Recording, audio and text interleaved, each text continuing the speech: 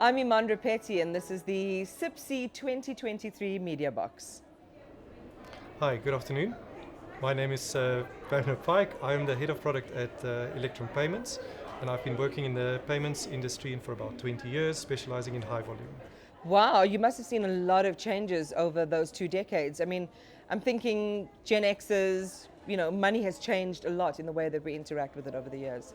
Well, so I'm a technologist, and interestingly, what we find is that there's often a misconception with people in the payments industry about how mystical the technology is, and the reality is that a lot has actually stayed the same from a technology perspective. What has happened is that there has been the ability to do things more quickly, to do things more cost effectively, but there's a lot of the fundamental underneath that really hasn't changed that much, and actually that's a good thing. Wow, that's really interesting because from the surface looking in, we think, oh, we're interacting with something tactile. Then we were interacting with checks, and then we were interacting with plastic, and then it was digital, something we couldn't see, and now it's crypto, something some people believe they can't see anymore. It's interesting that you say that it's not that mystical, that architecturally things are pretty much similar. Well, so what has happened is that there have been new technologies that have developed. But fundamentally, if you think about a payment at a technical level, what it is about is it's about exchanging messages between different parties so that those systems reach an agreement as to whether a particular amount of money should be moved or not. And there's a term that's used in the industry, a rail. And you can think of it kind of like a railway track on which trains can drive and so on.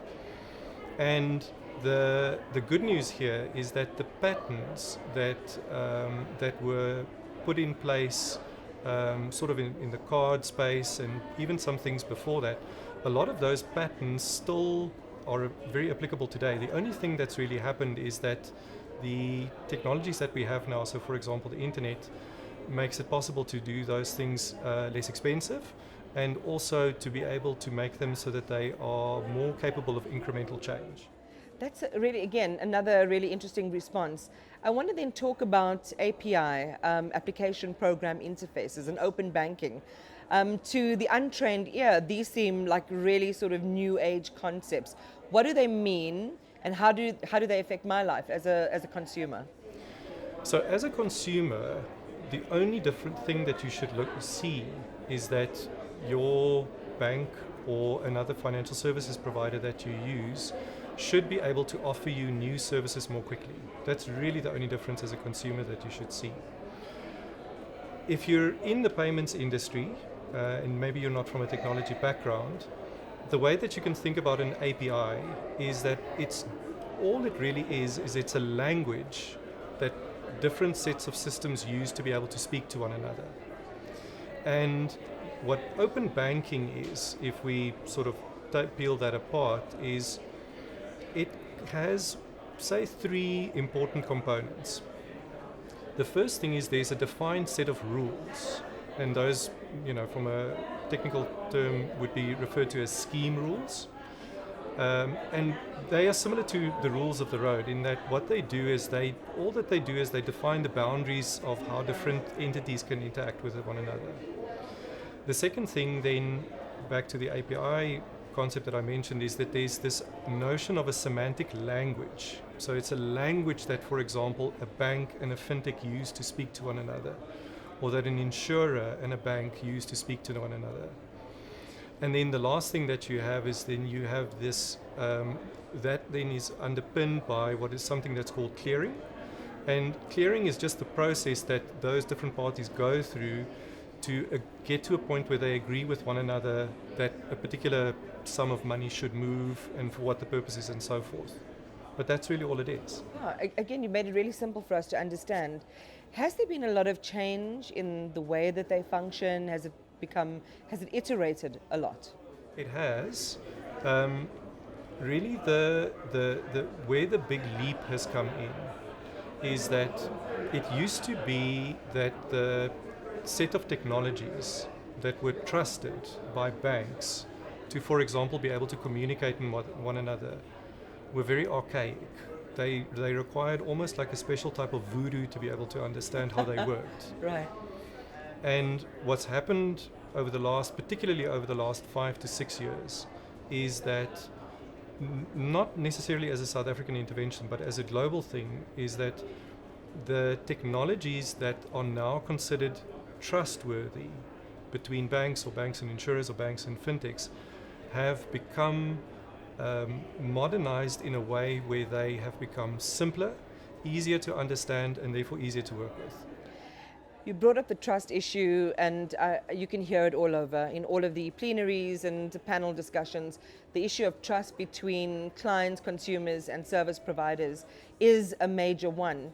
And as you're speaking about the complexity of the system, which really uses the grease of my information in order to function, or that was the purpose for which it was created, to curate my information in a certain way. As a consumer, I'm wondering how much more risky it becomes when it's exchanged across, all of these different entities. Yes, and it's a fundamentally important point, which is why the notion of scheme rules is so important. Because what those rules do is that they define at an industry level the agreed set of behaviors that are required from the people who want to participate in the scheme, and also the way, for example, that let's say, for example, a dispute is resolved, so that you as a consumer can feel confident that if there would be some sort of bad actor that enters into the system, that you have a form of recourse.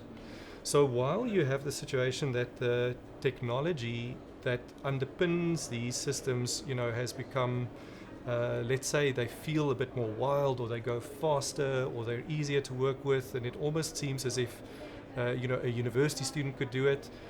It's really important to remember that you have these scheme rules that then offer you consumer protection on top of that technology, and it's fundamental that those scheme rules must exist. Do you think the public knows enough about all of this, or is the general attitude, these are big institutions, might be working with, they work with fintechs invariably in this digital space. I trust them, as long as my experience is I can move my money from A to B, or I can purchase A and it will be delivered to me. That's about the extent of my involvement. Or are you seeing people being a little more curious about what's happening on the back end? I think that if it were necessary for consumers to have to dig into the details, then we as an industry wouldn't have done our job completely. I do think that we need to be aware that there are bad actors on the internet, and therefore it does mean that consumers do, either themselves or friends and family, they do have bad experiences. So my sense is that probably the reality is that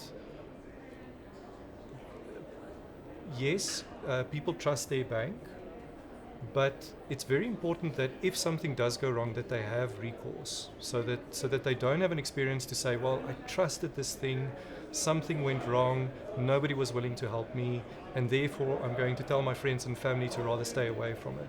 So as long as we're sure that recourse remains available, and that there's clarity, there's an important thing that we also talk about in the open banking space, which is this idea of transparency. Yeah. So for example, if there is a cost to the consumer, is that transparent? Is it clear, that there's a particular cost, and why there would be a particular cost that is involved with that?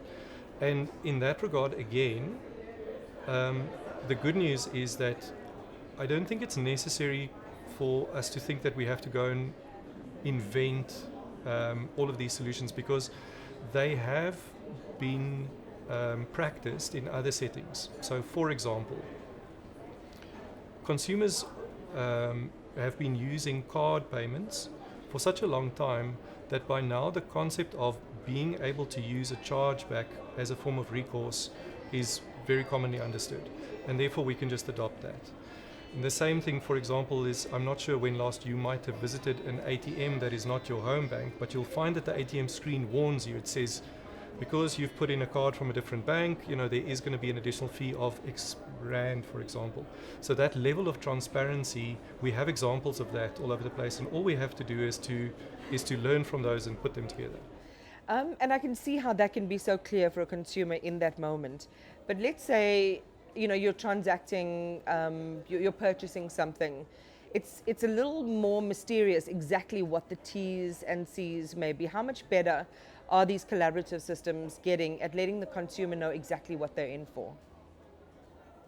I think it's a very fair point that you make, is that counterbalances my optimism about the simplicity of it, which is that it is true that for modern payments use cases, they are more complex at a system level. They are more complex than they were in the past, in the same way that paying with a card is in essence more complex than paying with cash. I do think that that's a very fair point that you make, that the complexity does mean that it's not reasonable to expect a consumer to be able to understand exactly all the hops that the thing is going to go through. Fair point. Okay, 1 to Iman, and okay, Brandon, you've already got 3 points because you've answered so brilliantly. But certainly something maybe we can discuss at a future date. Let's talk about an open payment ecosystem. What's that looking like right now? At the moment in South Africa, there are elements of it, but I think first the idea is, to try and see if we can define what that means. And in this case, my definition of it might be slightly different to other people. I think to me what's important in an open payments ecosystem is the ability for a consumer to have choice about how they transact. So think of it like a marketplace. At the moment, let's say there's a case where at the moment I'm a parent and I need to pay my school fees, and I feel like the only option that I have for achieving that is to do it through my bank and make an EFT payment. In an open payments marketplace, the ideal would be that me as a consumer would be able to say, well, please tell me about what the different ways are that I can securely, with trust, pay my school fees, and then let me choose. Now, that level of choice, in a way that is completely transparent to consumers, doesn't yet exist in South Africa. At the moment, consumers still have to sort of put together those options in their heads based on what other people have told them. It certainly is. The good news is that we are on the road to that, but particularly if the goal is to try and make a market, an ecosystem like that, a marketplace like that, simple enough to where it's understandable to all South Africans, then we still have a long way to go. Verne, we spent about 2 days in this space talking about all things payment related. When you look at the context from an innovation point of view, from a governance and regulation point of view, in terms of the appetite to embrace innovation, to legislate for new innovation, how optimistic are you about our ability to remain cutting edge? I'm very optimistic. And so maybe this is my reflection from the days that I've spent here at this conference. I have been absolutely unanimously impressed with the quality of the speakers that come from the regulator and from the Reserve Bank. All of the representatives who've spoken in their various sessions have been absolutely knowledgeable and absolutely sincere about what they're working towards. We have to be realistic and understand that legislation and regulation is a serious thing. It's not something that you can be a cowboy about. My optimism comes particularly from the rigor and the strength that I've seen from the regulator and from the Reserve Bank over the last few days. They've expressed deep insights. They've expressed like a real practical approach to working through these issues.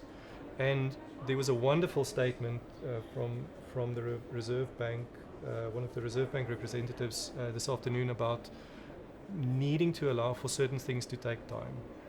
There's a tremendous wisdom in that, and so I don't think that we should conflate optimism and building with a rush and a hurry and a franticness. For me personally, I'm very, very comforted by this idea of moving purposefully, moving at pace, but also moving with the necessary level of integrity and rigor. Ryan, it's been a pleasure talking to you. Thank you so much. So much.